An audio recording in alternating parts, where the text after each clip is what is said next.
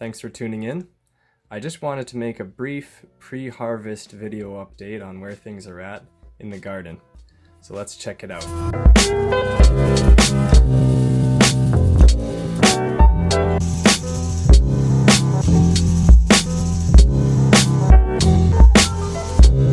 thought I would make a quick garden update video. Things are coming along real nice. I just finished building this cage for one of my raised beds. It's quite a bit of work, but hoping it pays off. This will serve as one part pest proofing, one part weather proofing. And as we move into fall, I'm thinking that I'd like to take this structure, give it a proper roof, and wrap the sides in poly, and maybe that can serve as a fall and winter harvest bed. So just taking a peek in here, these radishes are getting crazy big. And if I take a look inside, we can sort of see some of them are poking out a little bit, getting quite big. So the benefit of having sown these in early May is I can get a harvest off kind of mid-June. Be getting my first radish harvest off, and perhaps could have gotten it even sooner if I'd been willing to sow them when it was still snowing in April. This pak choy is going to get harvested today. It's actually starting to bolt. We got more radishes here that I'm going to harvest. Today's going to be a nice kind of greens harvest, I reckon. These beet greens could be delicious. Might pick a few of those. And the herb garden would be nice to do a little bit of harvesting and picking, even just to encourage maybe a better yield on some of this stuff.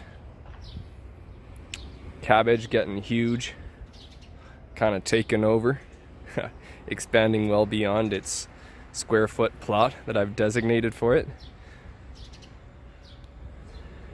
And we got some zucchini, cucumber here, tomato, and pole beans getting tall, man. They're well past the 2-foot mark already. Things are looking real nice here. We just had a nice rain yesterday. Potatoes getting huge. But that's kind of all for now. I just wanted to show you guys this cage, and that was kind of the goal here, is to give a quick update on where things are at before the next full update, which will probably be later this month. These panels here are meant to come in and out of the garden bed, so they'll fit into all these little square slots here. And I'll show you guys kind of how I have this one rigged up. Just got a little bit of garden twine in there holding this panel in place. And I got 4 of these that I can kind of remove relatively quickly for gardening. So I'm probably going to use kind of wire brad ties eventually rather than the garden twine, but this sort of gets the point across. So yeah, this was, I think it serves the purpose.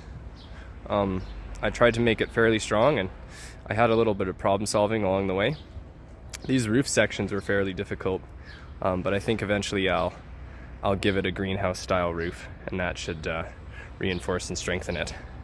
But anyways, that's all for now. Just wanted to give you guys a brief update, and hopefully you'll be hearing from me again soon. So until next time, bye for now.